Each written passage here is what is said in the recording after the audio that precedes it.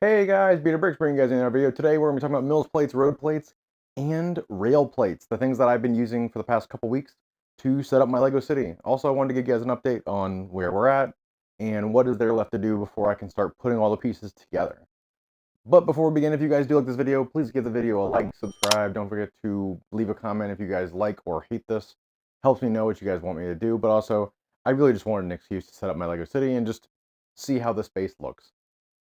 And what I can say right now is that I am super pleased with the Lego City. Let's go ahead and jump into it.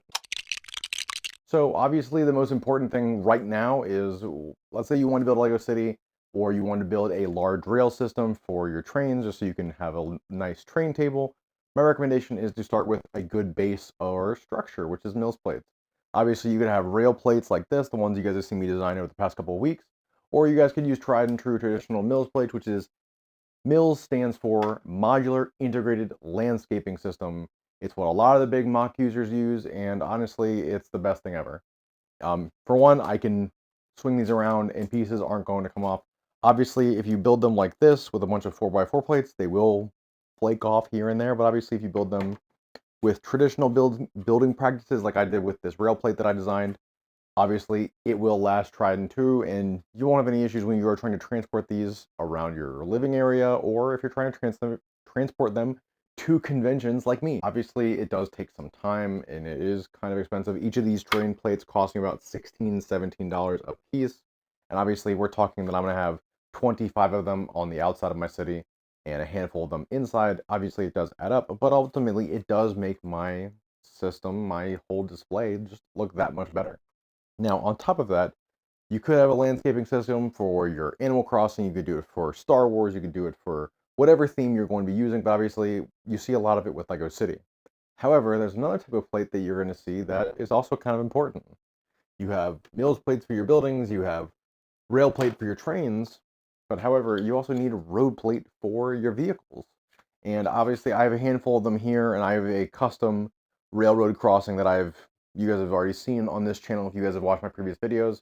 I'll leave that down in the description, so if you guys do want to see it, definitely do that.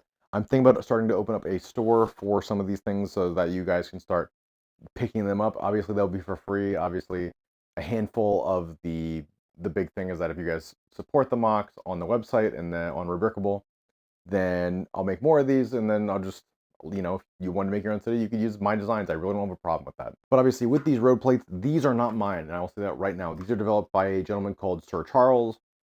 I found his stuff maybe like 5, 6 months ago when I was shopping around for road plates that I really liked the design of, and I stuck with his. I think his designs are solid. The one plate is like 15-ish dollars, maybe like $25, at least for the straight plates. It's for four of them, it's $100. The curved ones, I think, are like 35-ish dollars a piece, maybe 20, 25.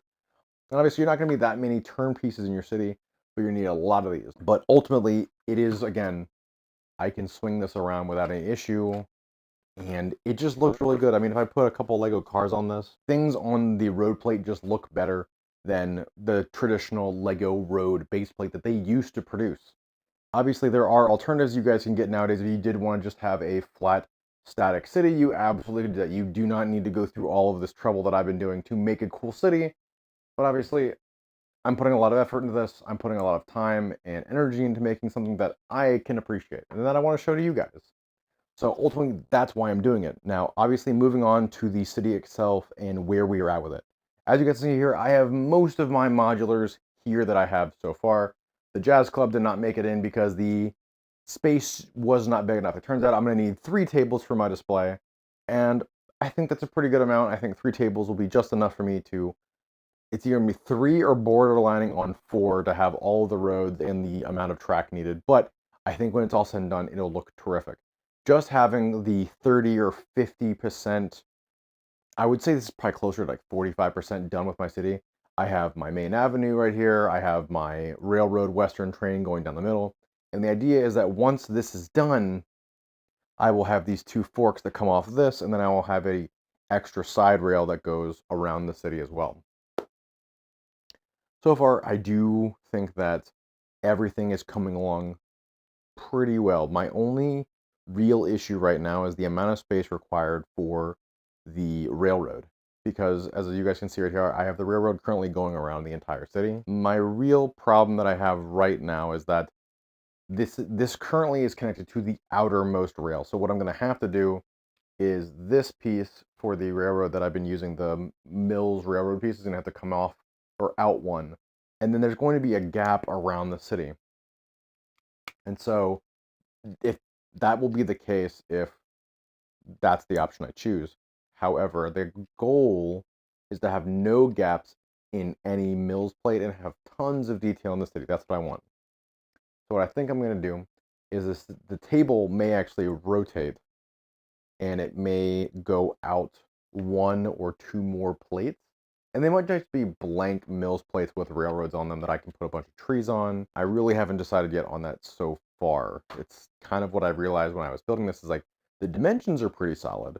You know, obviously I want to enhance the auto repair that I have there from the Lego City. I want to make it more diverse, maybe put a junkyard in the back with a bunch of different pieces from other Lego sets that didn't make it into the build, but I can like take them apart and make it seem like they're being rebuilt or like they're older.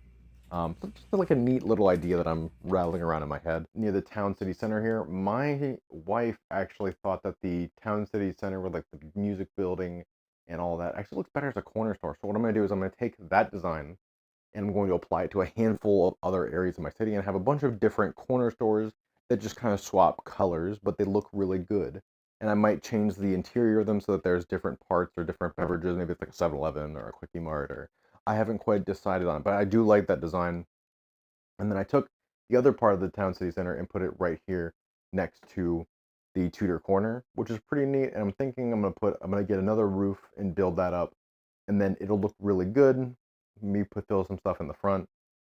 Definitely gonna have a parking lot in the city somewhere, like a little area for people to park their cars. Ultimately, I do think that I am like super jazzed about the way the city looks right now. It has taken quite some time to get everything going, but obviously, you know, we're only about halfway through the year and the city is moving along pretty well. But obviously, I want to know what you guys think about this down in the comments. Do you think there's anything that I need to have in my city? Do you think I should do more goofy stuff like put some of the Star Wars sets in there? Can't wait to show you guys this when this is complete, or at least when it's closer.